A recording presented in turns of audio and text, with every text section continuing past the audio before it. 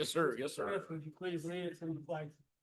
I pledge allegiance to the flag of the United States of America and to the republic for which it stands, one nation under God, indivisible, with liberty and justice for all.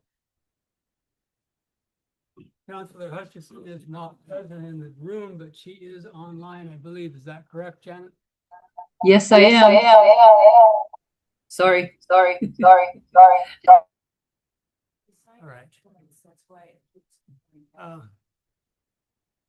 Mr. Reed, I think Miss Morgan was, I think apologize. Counselor Hutchinson could be signed in twice, so that's what's causing the echo. So Miss Hutchinson, if you would exit out of one of them, you wouldn't have those echoes.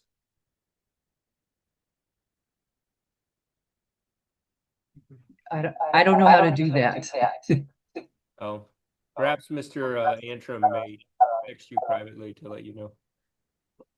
Okay. Thank you.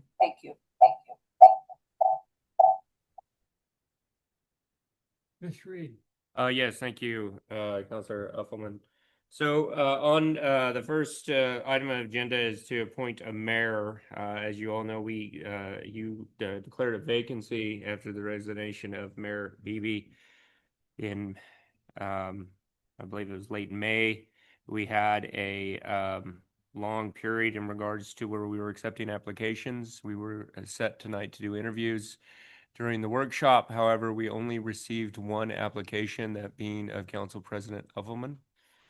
Based on Council President Uffelman's already an elected official, so obviously he's qualified and doing his long years of service. Didn't seem like doing an interview was required.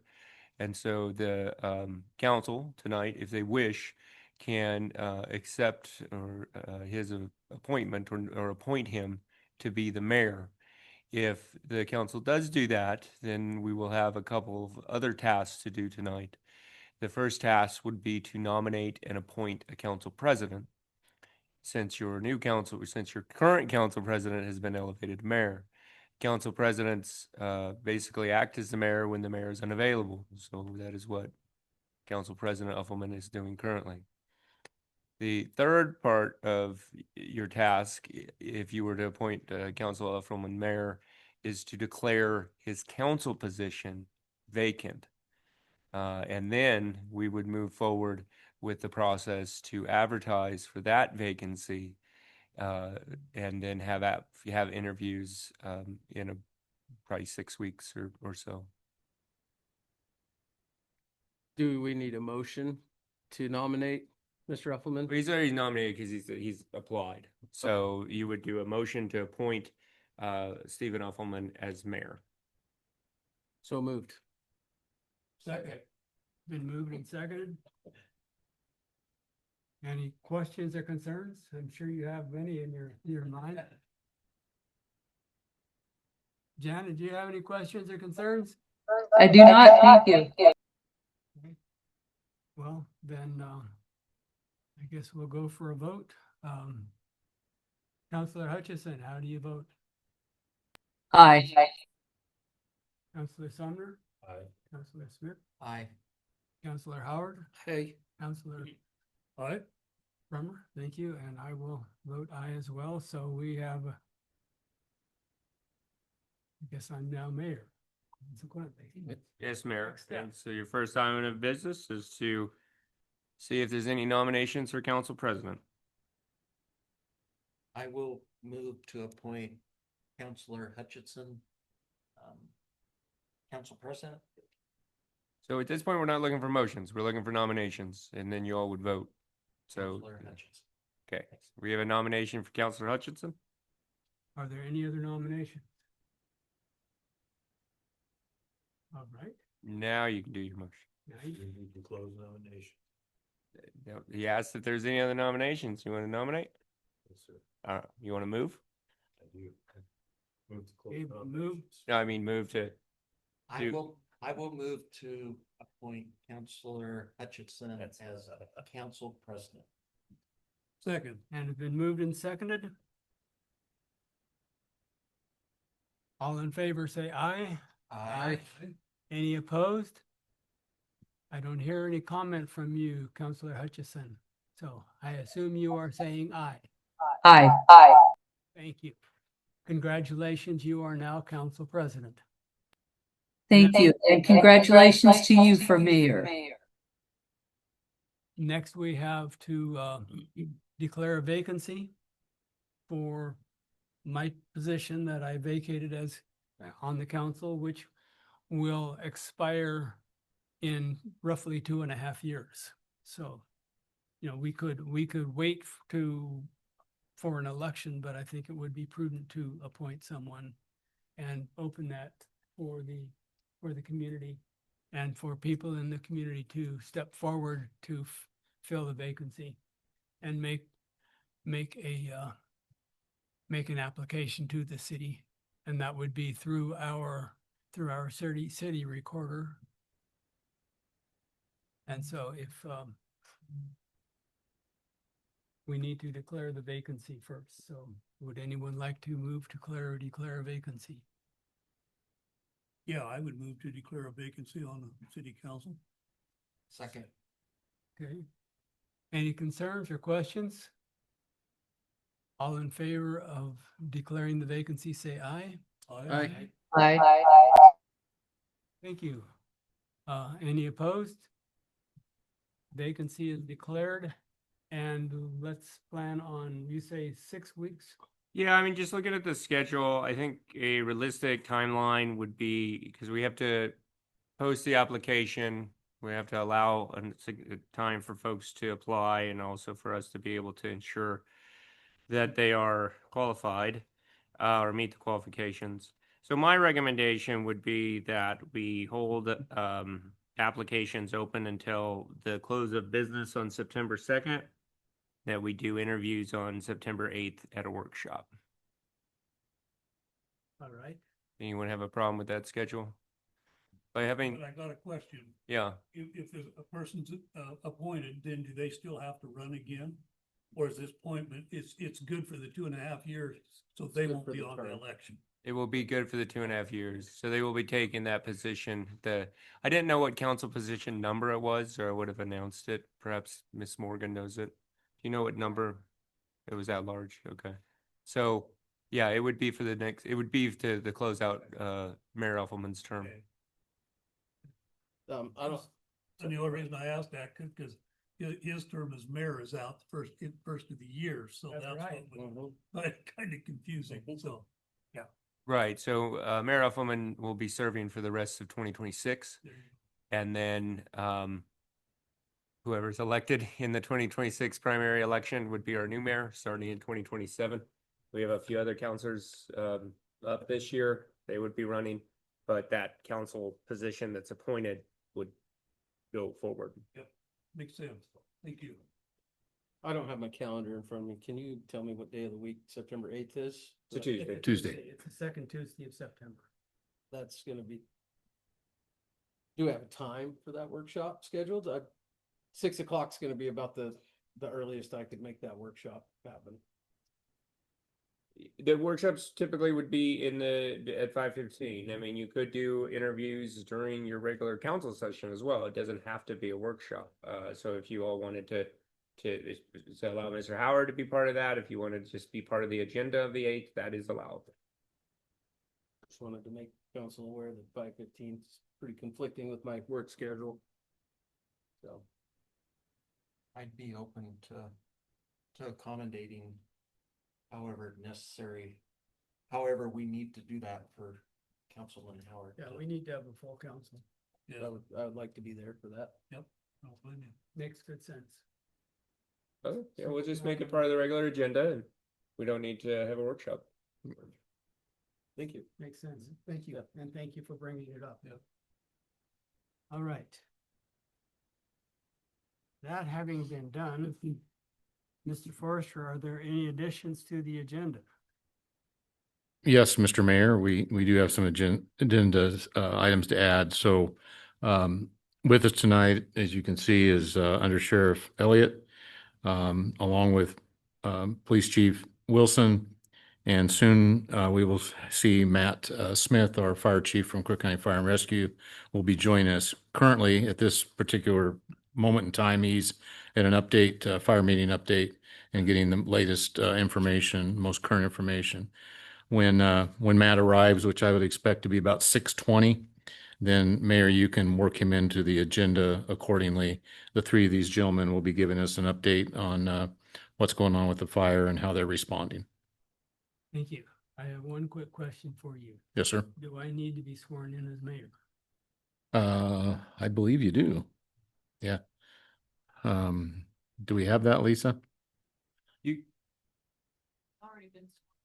He's already sworn into office, so you can do this swear. I thank you for mentioning that. I had that on my notes.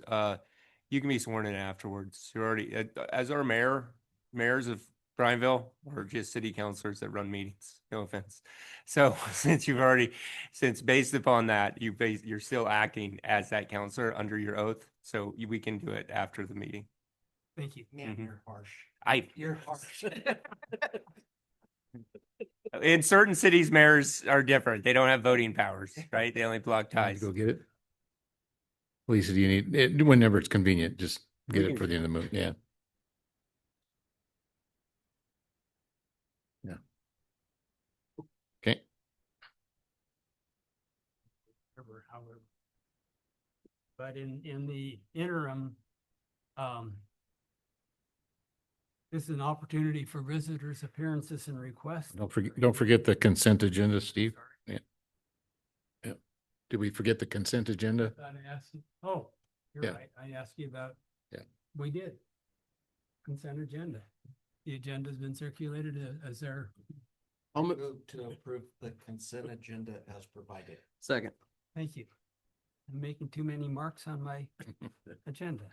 All in favor of approving the consent agenda, say aye. Aye. Aye. Aye. Thank you, Counselor Hutchison. I appreciate that.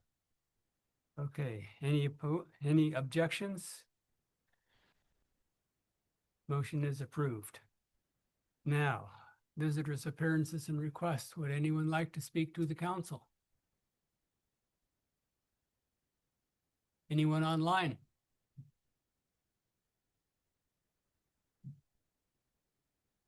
All right. Then at this point, I would like to have, we have Sheriff Elliott and Chief. Steve, let's wait for, yeah. They're all coming in. yeah, we got two. Yeah. Yeah.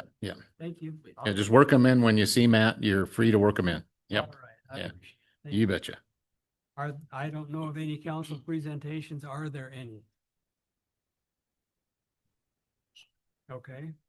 Moving on, council business. First is intent to award a 2026 pavement seal coat rehabilitation project. Mr. Kaiser. Good evening, council. For the record, Casey Kaiser, City of Prineville Public Works Director and Assistant City Manager. At this time, I'd like to ask council to consider approving the intent to award for the 2026 pavement seal coat rehabilitation project. So as most everyone on council is aware, this is something the city started doing a number of years ago. I think Councilman Scott started the first seal coating project for the city. But what this is this puts a thin seal coating over the top of existing asphalt that's in relatively good condition. So I always explain it like it's like putting a coat of paint on your house. As long as you keep that coat of paint in really good shape, it preserves the wood underneath and you can prolong the life of a home almost indefinitely. So the idea between these thin seal coats is that we can preserve for longer the life of that pavement while it's in good condition. So we've been doing a little bit more every year with really good results so far. So this year's seal coating project would treat approximately 383,000 square feet of our local streets. We had two responsive bidders for the project. We had Central Oregon Asphalt Sealing as the apparent low bidder with a bid of $164,445. The engineer's estimate for the project was $171,000. So that was nice to see it come in slightly under the engineer's estimate for it. We would anticipate that if council authorizes this intent to award tonight, that work would begin no later than August 3rd and be completed by August 28th of this year. This project was planned and budgeted for within the current budget, and I'm happy to answer any questions. Otherwise, I would ask council to consider approving the intent to award to Central Oregon Asphalt Sealing in the amount of $164,445. Are there any questions for Mr. Kaiser? Councilor Hutchison, any questions? No questions. Thank you. Is there a motion to approve? Yeah, I will make a motion to approve the intent to award for the 2026 seal coat rehabilitation project to Central Oregon Asphalt Sealing in the amount of $164,445. Second. It's been moved and seconded. Again, any questions or concerns? Hearing none, all in favor say aye. Aye. Councilor Hutchison, thank you for your vote as well. Pass that unanimously. Thank you, council. And moving on to the the intent to award a 2026 annual street striping project.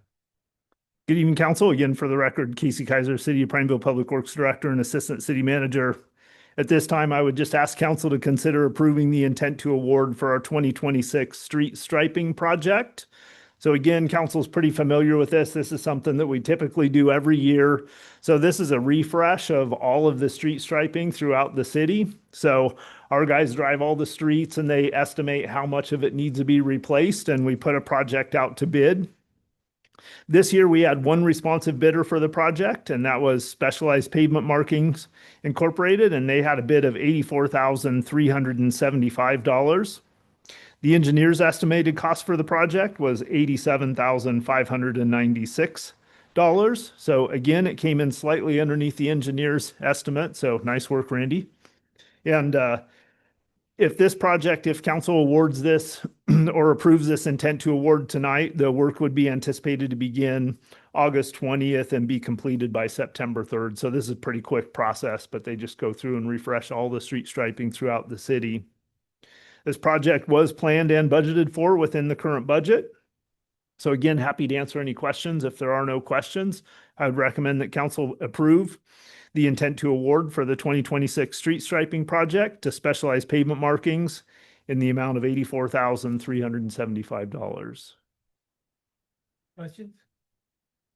You're still requiring that to be done at night, Casey? Yes. Thank you. Is that part of the agreement with that? Yeah, I'm not sure if we put that in the agreement, but that's typically how they prefer to do it too. So we ask them to do it at night. That's easier. They don't have as much traffic to contend with. And Thank you. Councilor Hutchison, any questions? No, thank you. Okay. Is there a motion to approve the recommendation? Motion to approve the intent to award for the 2026 street striping project to Specialized Pavement Marking Inc. in the amount of $84,375. Second. Been moved and seconded. Again, any questions or concerns? Hearing none, all in favor say aye. Aye. Hi. Thank you, Councilor Hutchison. We have a unanimous vote, it appears. If there are any, are there anyone in opposition? Thank you. We have a unanimous approval. thank you, council. Thank you. Thanks. Okay. Matt's here, David. We have, before we get into the next piece of our agenda, we have the police officers and fire here. Would you folks like to come forward?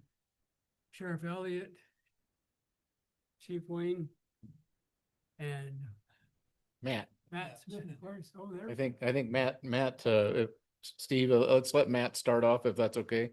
Let Matt, Chief Matt. Absolutely. I appreciate you letting us come and I know everybody wants, what's going on up there? Happy to stay afterwards and answer any questions. Have some business cards, has my cell phone number on. I don't mind talking with folks. There's a lot of challenges. Truly, we've had some loss with not only structures, a tragic accident up in Jefferson County, no question. The firefighting is a team sport and the team is here. And that's pretty neat to watch, especially from my perspective as, a local fire chief. You realize how your resources are limited when it comes to a historic fire of this nature. And so just know, as a community, not only our Prineville Police Department, Crook County Sheriff's Department, Crook County Fire and Rescue, the different administrations that are here are working together well, but also the Oregon Department of Forestry and their incident management team, Team 3, California, Team 1, which is a separate team that's working some fires down in the south of Crook County, and then also the Oregon State Fire Marshal's office is here. So a lot of resources. So from the structural protection perspective, there's over 55 engines here throughout from all over the state of Oregon, Washington, and California, including some CAL FIRE dozers, if you've seen those around, some beautiful units. Those guys are putting in some good line. You've noticed that we have been progressively increasing the threat level, and we'll let Under Sheriff Elliott talk about what that is. That's the sheriff's role. But again, that's in collaboration. We talk daily, multiple times a day about what that is. And really what it's regarding for the Milk Creek area currently and the Johnson Creek area where those have gone up today is there's a real threat. So similar to Turner Creek, Allen Creek, Lofton Creek, Mackay Creek, where we've had some losses. There was, about a week ago, we had that real threat that came up. There was a real firefight in there. Those are getting better, and it's shifted around to this Johnson Creek. But it's a time to prepare. There is a team up there working very hard. I just heard a good briefing that obviously there's smoke in the air, there's wind on it, and that's difficult to hear, but they are on it is really the best example I can give. With they've got dozers, trees are going down, they're making fire lines. There's been some question about, hey, what about the air support? Where is that? And they are lobbying for our community in this fire for that air support. And I would just say, thankfully, we don't rise on that priority list because we don't truly have fire right behind structures right now that are imminently threatening them.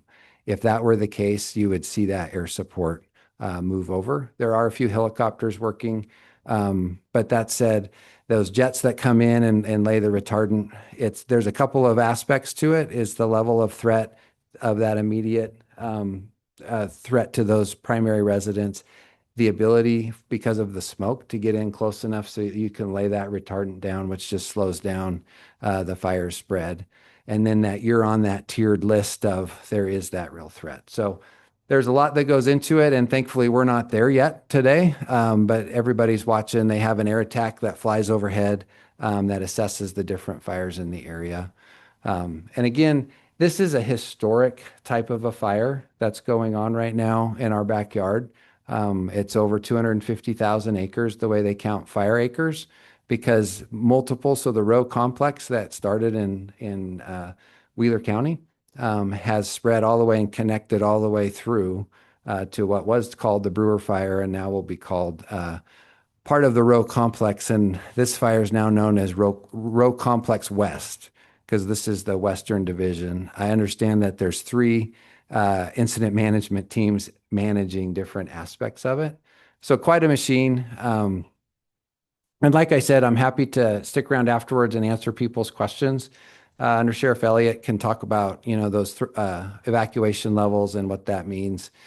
And we really do I know there's been some rumors in the, no different than in the Mackay Creek, Allen Creek, Lofton Creek from a week ago. Is anybody coming? Where are they? What's going on? Same things going on in Johnson Creek and Milk Creek. And there is a whole lot of resources up there in the smoke. I've personally witnessed them. We go up and drive up there. And so just know that the Army is here. They're doing their best. It can be a slow moving machine, but the machine is moving. And so that line is going in. Also, the Marks Creek area, the impact on the roadway, Under Sheriff Elliott can talk about that. They are doing some firing out behind the Marks Creek area. And that's it has been reported to be going quite well. And again, in the end, these are really big fires. They're going to be with us for quite some time, the smoke in the area. It will be a bit of a marathon, I think, but it's nice to have the collaboration from all of the different agencies and the local, the groups. We haven't talked about the Coyote Fire and the Henry Fire and all the things down in southern Crook County, the rural fire protection agencies, which are the RFPAs that are volunteer, have their own equipment and donated equipment. And they were the ones out there in Paulina a couple of weeks ago taking care of business, which really is the help. And so it's a team effort. I think everybody's engaged. So hopefully that is enough of a briefing. I could go on forever, but meet with me afterwards. I can answer any questions. Thank you. Thank you. Good evening, Council. Bill Elliott, Under Sheriff for Crook County. The sheriff's responsibility during these fires, like Matt had said, is evacuations. We collaborate every day with the fire folks. Basically, my intent during those meetings is to find out what the fire did the night before, what they predicted it's going to do today, and then that gives me how aggressive that we need to be on our evacuations. And like Matt said, Lofton Creek, Turner Creek, that was pretty wild for a few days. We did lose some structures. We've lost 20 structures total in this fire, a few on Mackay Creek, and then a few on Turner Creek. Two of those have been primary residences. The rest of them have been 4 cabins, and then the rest were just outbuildings and structures that we've lost across those. All of the property owners have been notified, and a lot of them actually have been escorted in by the fire department to go assess what that looks like as soon as it was safe for them to do so. Currently, we have the evacuation zones are really kind of as small as they can be right now. We really truly try not to inhibit folks from their daily lives, even though the smoke and all the things do inhibit things. And then down at Coyote Fire, the Cal Team 1, those guys have really been making a lot of progress down there. We shrunk some of those zones today. And then the Henry Fire, as Matt said, mostly RFPA guys. There's been some incident management. Some of the Cal Fire guys have been down there as well to help them, and we shrunk some of those zones today. Based on the nature and what we've been seeing, I don't know if you guys have seen the big plumes of smoke every afternoon up there, but that means it's pretty wild in there. And so we did expand some of these row complex zones this morning. So, and again, I'll be around too for questions if you have any. One other thing I did want to, especially to the council, we're tired. The sheriff's office is tired. We're short-staffed anyway, and I just want to thank the council. I want to thank Steve Forrester, and I want to thank Chief Wilson. The PD's really stepped up and helped us. They've been doing roaming patrols for us and doing some stuff and really stepping up and helping us. And I just want to say thank you to all of you guys for allowing that and helping us get through this. Thank you. Good evening, Council. For the record, Shane Wilson, Police Chief, Prineville, PD. Thank you, Under Sheriff Elliott.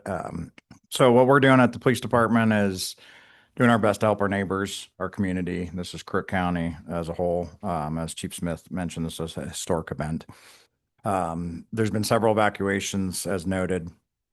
Leaving your property, leaving your things behind could be a scary feeling. So we started with our police department in collaboration with the Crook County Sheriff's Office, roving patrols that we have different shifts throughout the day. That's all they're dedicated to. This does not affect city patrol operations or city patrol calls. These are additional shifts.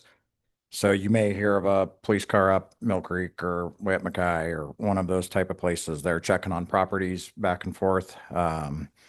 We've also put out our speed radar trailer up. If you've been up North Main, you've seen one of the big camps up there. So we were having some issues with speeding up there, and there's trucks coming in and out all day. So we've put that up there to help try to slow down traffic up there.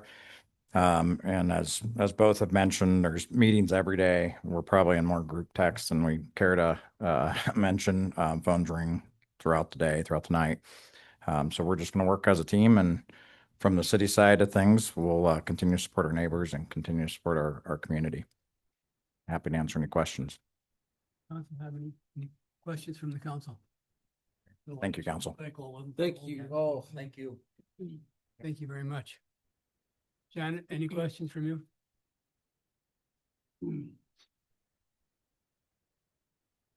Okay. Thank you. Let's move on. Mr. Reed. Thank you, Mayor Elfman. On the agenda is the Central Oregon Processing Mitigation Follow-up for the Central Oregon Processing, which is the facility located on 1948 North Main. This was originally in front of council on May 26, 2026 for concerns that were being brought forth to council in regards to a potential smell or odor emanating from that facility. And so the goal at that time was to work collaboratively with that company to see about mitigating odors and perhaps kind of identifying what was making it prolonged or frequent, as some of the complaints had indicated. A little surprising, we don't have anybody from the company here tonight. However, we did have somewhat, it felt like, of a quasi review of the facility 2 weeks ago. However, it was for different reasons. As you all know, we had that company was here. There was concerns regarding a fire in one of the buildings. So, the good news is there hasn't been, from my perspective, the amount of calls or complaints that have came in regards to the smell of this facility. There are some other things going on in Crook County over the last month, obviously. But regardless, for this particular, issue, it appears as if though that new technology they had said that they were utilizing, and perhaps some experts that they were utilizing, may be working. Obviously, I'm here to listen to the council and what the council wishes to do. From my perspective, one of the things that I think needs to occur based upon the complaints that have been made, as well as the nature of the facility, and to be frank, the real vagueness of our code when it comes to any sort of nuisance declaration, I think it's imperative for the council, the company, the community to actually have a discussion in regards to what an offensive smell is, right? Because that's what we have right now in our code, but we don't have any definition of an offensive smell. And typically law looks at factors when we look at an offensive smell, such as your frequency, your duration, your nature, and intensity, right? So smell can be intense, but it also can be a good smell, right? Like perfume, some people love, but it's intense, right? So that's why they look at these factors. And so, my recommendation moving forward is we can look to start developing an actual ordinance that addresses odor and what an odor nuisance would look like. And obviously that would allow community participation. It would allow this company to participate if they wish. And then we could actually, you as the lawmaking body of this city can actually make that determination of what an offensive odor is. And that would give better parameters in regards to how not only this particular complaint, but other complaints would be handled through the city. Fortunately, the Oregon Department of Environmental Control has done a lot of work in regards to how they manage offensive odors. And so I can adopt a lot of those types of strategies and matrices that they use and present them to council. I look to do that from a timeline. I could maybe present that sometime in August. Sounds good. I think that would be very helpful. Yeah. For clarity. I agree. And to your point, Is there any way of really of monitoring the intensity? Do they have apparatuses used similar to when they do a drug test or something, or a breathalyzer test that they can use to determine intensity? So I haven't done a ton of research outside of reading a lot of the DEQ literature and rules. And from doing that research, it did appear as if DEQ had some type of technology that was able to rate a particular smell. However, what was confusing to me and what I don't know is if it's actually monitoring, basically like environmental type readings, because a lot of their smell isn't that's a lot of their research or a lot of their complaints are coming from like paper mills and other types of industrial uses.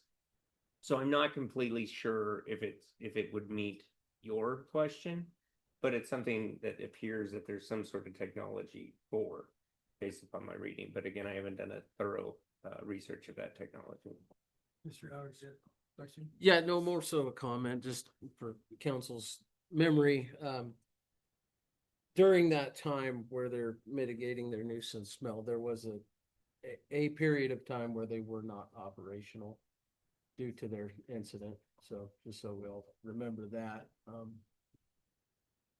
It may look good on its face, but there was a time when they weren't operational there. So Yeah, there was some weeks that were not operational. In addition, based upon the historic fires we've been briefed on, and you all have lived through it, certain activities have been reduced this summer based upon that.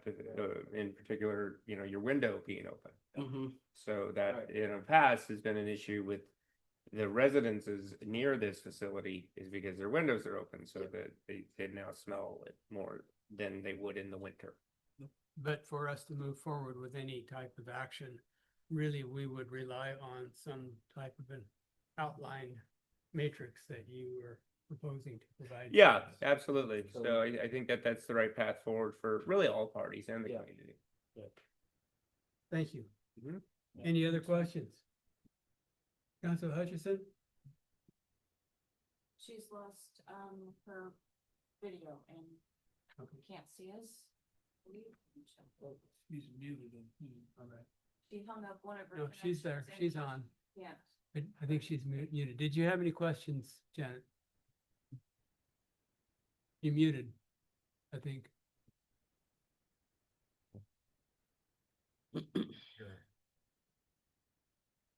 Can't hear you.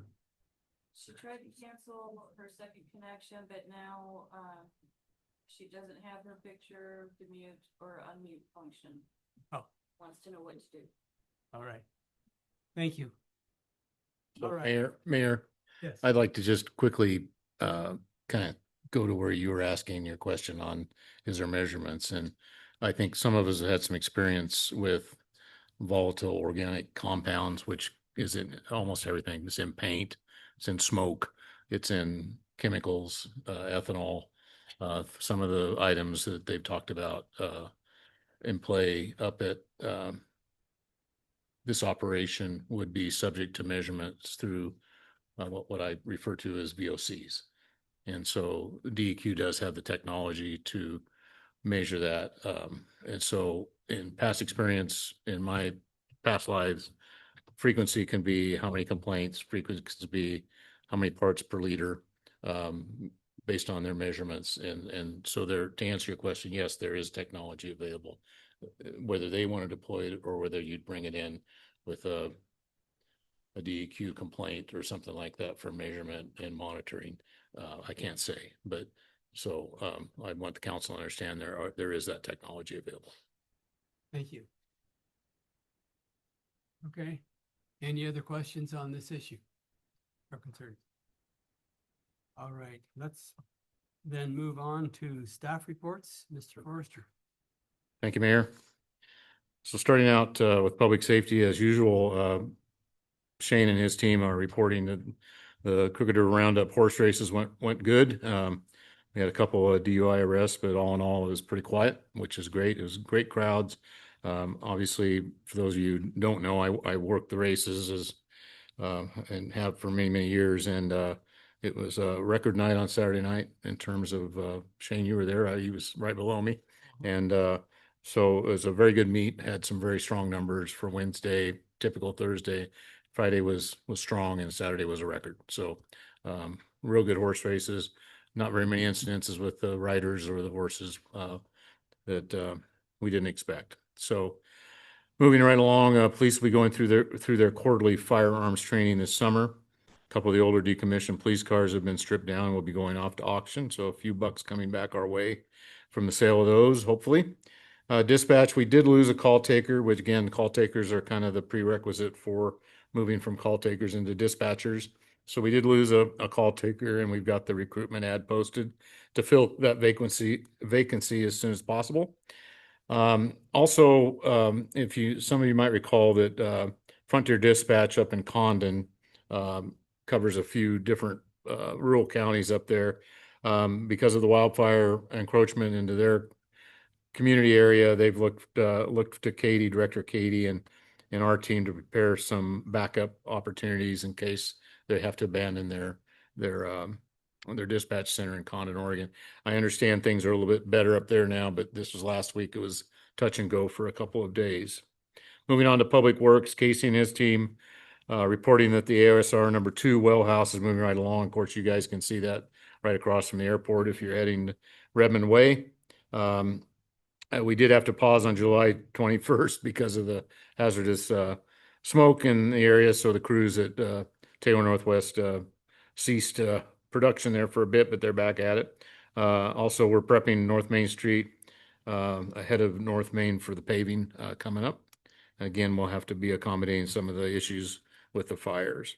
On the railroad side, we've got some additional business that could produce roughly 40 cars per week for a number of months. So that'll be helpful for the railroad. Railroad's doing quite well.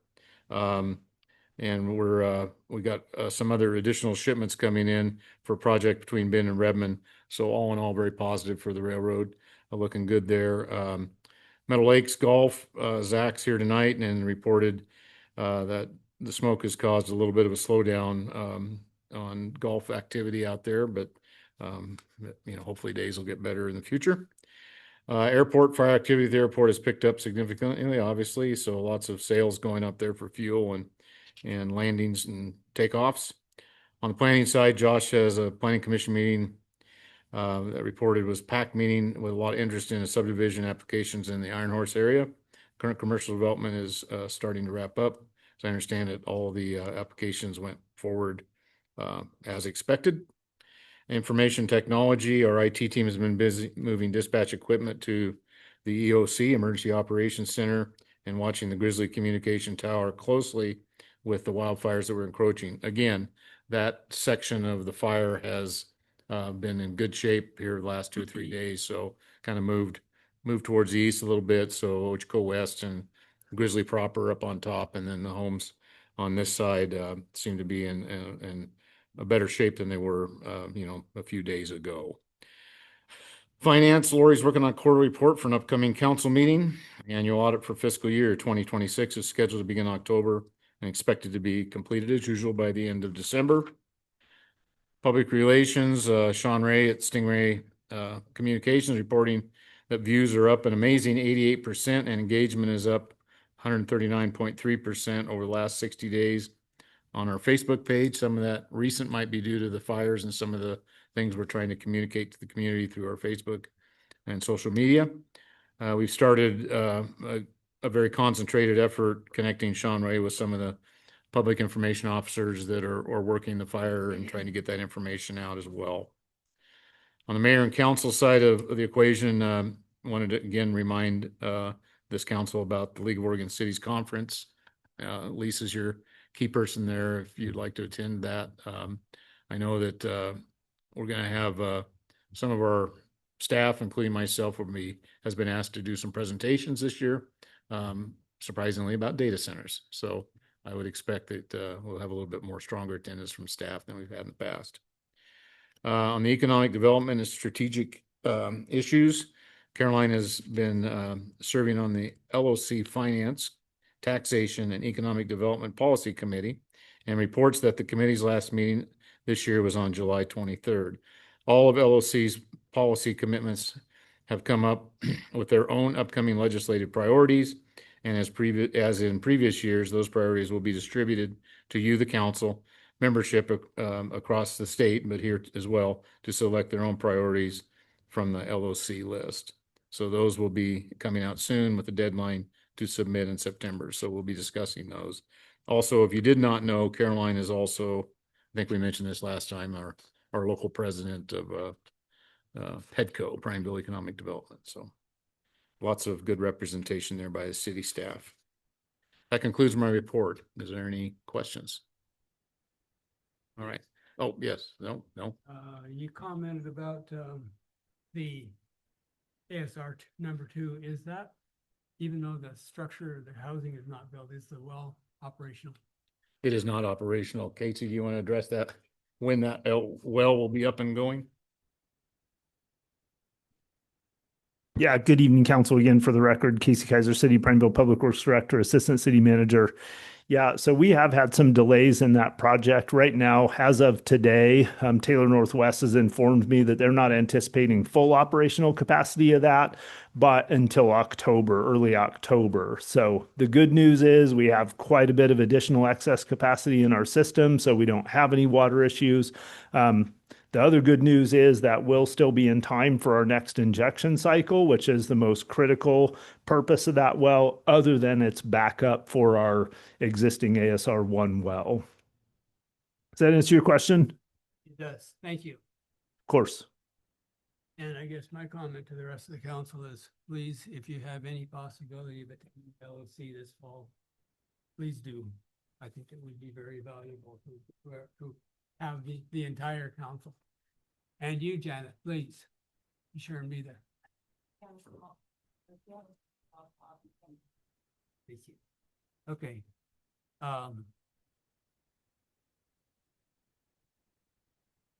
Are there any council reports? Okay, I have a couple. First of all, I have a thank you letter from the Rural Oregon Community Foundation. If you will remember, we donated some money to them. This is a thank you note from the crew, and just pass that around if you would, please. I appreciate their response to us and having donated some money to, basically seed money, to get their operation more actively engaged.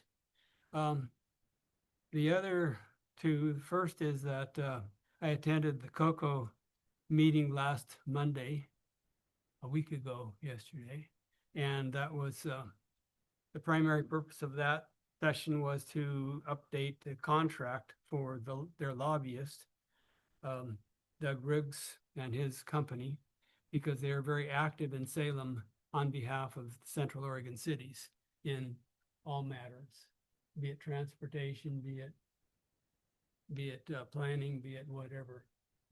They have our ear and they respond on our behalf to the legislators. So that was important.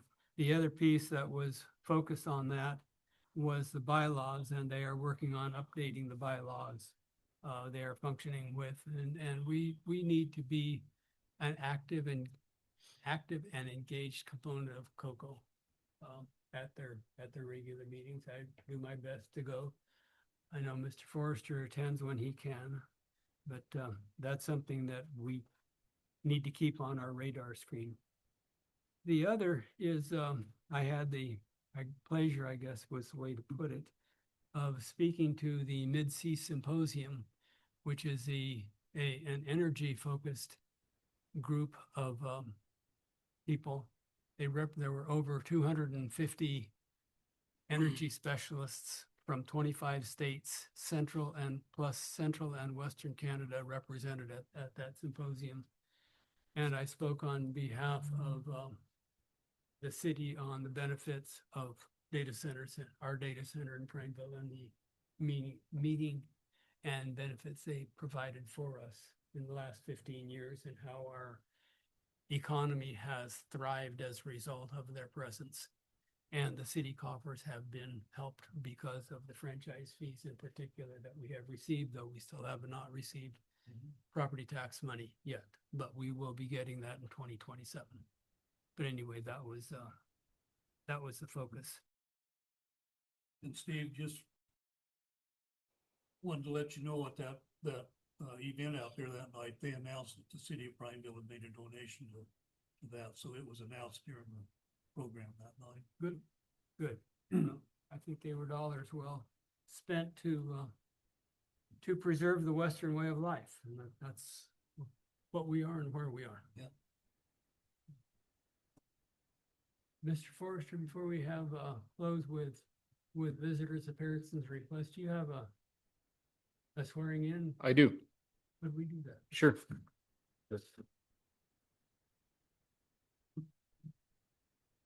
I would make sure.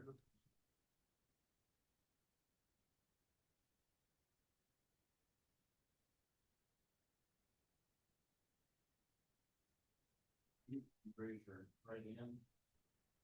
Repeat after me.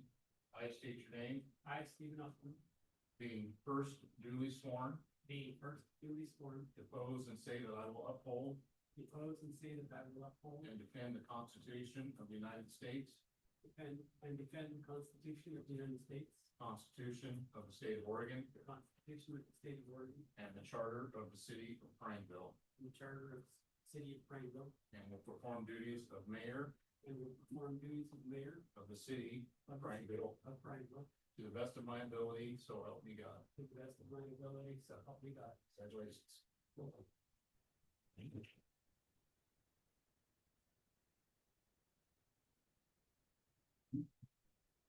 And thank you to the council for putting your faith in me. I don't sign that. Steve signs that. Wrap up the evening. Does anyone have any for visitors' appearances and requests? Is there anyone that would like to speak to the council? As we have no ordinances or resolutions, that's the end of the agenda. Is there anyone online? Thank you. Is there a motion to adjourn? I'll move to adjourn the meeting. Second. All in favor, say aye. Aye. Aye. Aye. We gotta get. We are adjourned. Thank you.